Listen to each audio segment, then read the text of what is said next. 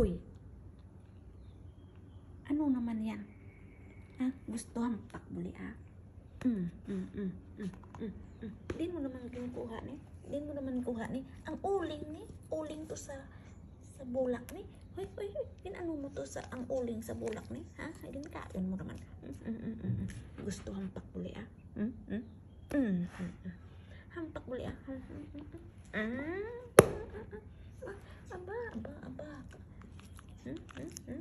Hampak ba niya? Hampak niya.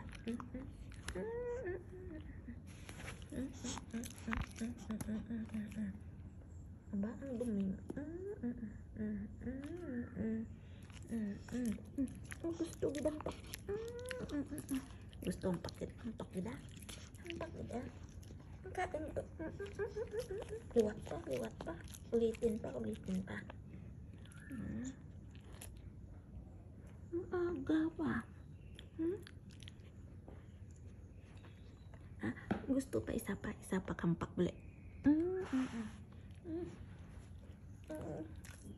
Kaya pala ang tahimik mo. Ang uling to sa bulak ko muna mo.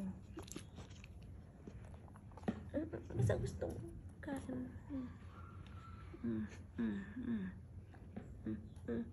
Hampakan ang puwet ni.